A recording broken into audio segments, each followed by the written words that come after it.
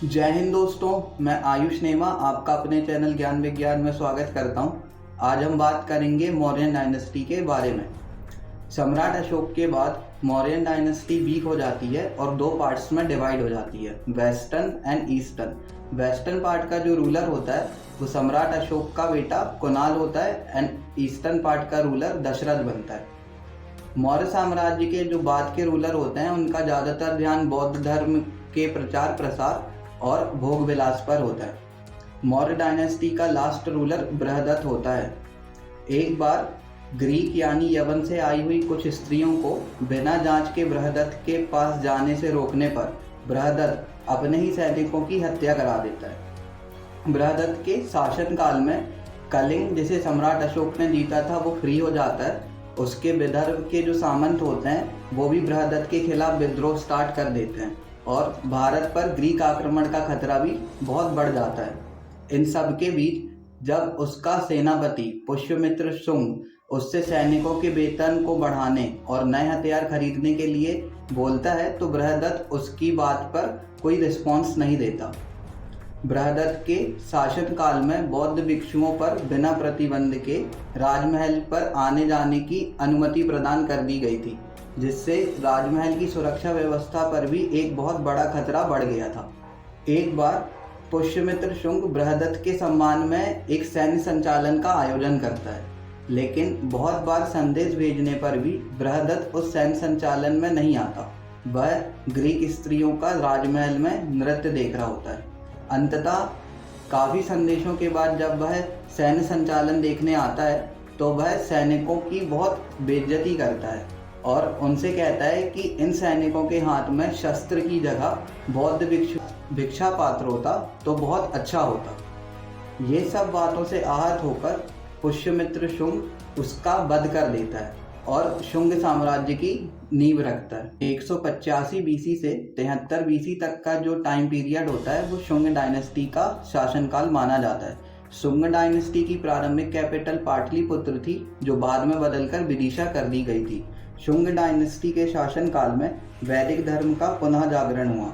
वेद, धर्मशास्त्र, काव्य, व्याकरण सूत्र, साहित्य और अर्थशास्त्र के अध्ययन को बढ़ावा मिला।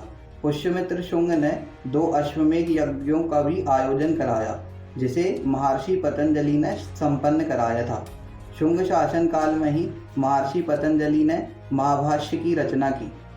शुंगों ने ग्रीकों के साथ युद्ध किया और उन्हें पराजित किया।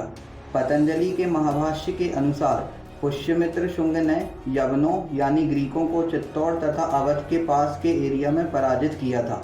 कालिदास की मालविका अग्निमित्र नाटक के अनुसार वसुमित्र, जो पुष्यमित्र शुंग का पोता था, उसने ग्रीकों को सिंधु नदी के किनारे परास्त किया था। इस युद्ध का कारण अश्वमेध का घोड़ा ग्रीकों द्वारा पकड़ा जाना था। मालविका अग्निमित्र में कालिदास ने पुष्यमित्र शुंग के बेटे अग्निमित्र और मालव देश की राजकुमारी मालविका के विवाह का वर्णन किया है। पुष्यमित्र शुंग ने लगभग 36 वर्षों तक राज्य किया। उसके बाद उसका बेटा अग्निमित्र, फिर वसुज्येष्ठ और फिर वसुमित्र राजा बना। शुंग साम्राज्य का अंतिम राजा देवहूति था, जिसे उसके सचिव वासुदेव कर्ण द्वारा हटा दिया गया था और कर्ण साम्राज्य की स्थापना की गई थी। शुंग शासनकाल में यवनों को सिंधु नदी के किनारे तक खदेड़ दिया गया था। बौद्ध ग्रंथों में वर्णन मिलता है कि पुष्यमित्र शुंग ने बहुत सारे बौद्ध भिक्षुओं की हत्या कराई और बौद्ध विहारों को नष्ट कराया। सबसे पहला ग्रंथ जो हमें इस बारे में जानकारी देता है वो अशोकावादन है, जो 2nd सेंचुरी CE में लिखा गया था, शुंग डायनेस्टी से लगभग 73 वर्ष बाद। इस ग्रंथ में पुष्यमित्र को लास्ट मौर्य रूलर बताया गया है। इस ग्रंथ के अनुसार पुष्यमित्र शुंग फेमस होना चाहता है, लेकिन उसके मिनिस्टर उसे एडवाइस देते हैं कि जब तक बौद्ध धर्म डोमिनेंट फेथ रहेगा वो फेमस नहीं हो सकता, क्योंकि उसके पूर्वज सम्राट अशोक ने 84,000 बौद्ध स्तूप बनवाए थे। अगर वह फेमस होना चाहता है तो उसे बौद्ध धर्म को समाप्त करना पड़ेगा। अपने मिनिस्टर्स की बात मानकर पुष्यमित्र शुंग कुकुरतमा मोनेस्ट्री को डिस्ट्रॉय करने की कोशिश करता है, लेकिन किस्मत से वह बच जाती है। इसके बाद वह एक बौद्ध भिक्षु के सर के बदले 100 सिक्के देने की घोषणा करता है और कोष्टका किंगडम की तरफ बढ़ जाता है, जहां बौद्ध यक्ष दमाश्ट्र अनिवासिन और क्रमशः उसे और उसकी सेना को मार देते हैं।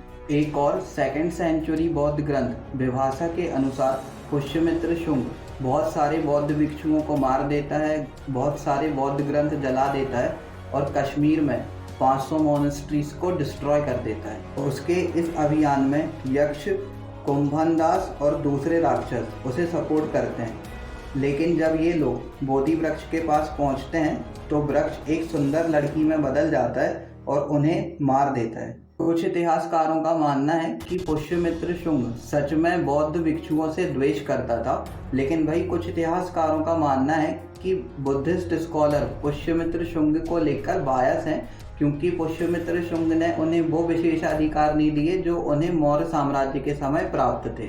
आर्कियोलॉजिस्ट जॉन मार्शल के अनुसार तक्षशिला में कुछ बौद्ध जगहों पर क्षति के प्रमाण मिलते हैं। सांची के स्तूप को भी पुष्यमित्र के शासन काल में क्षति पहुंचाई गई थी, लेकिन इसे उसी काल में और भी बड़े आकार में बनवा दिया गया था। एच भट्टाचार्य के अनुसार पुष्यमित्र का बौद्धों के प्रति द्वेष रिलीजियस ना होकर पॉलिटिकल था। बौद्धों ने ग्रीकों का समर्थन किया था, इसलिए शायद पुष्यमित्र ने उन्हें मारा होगा।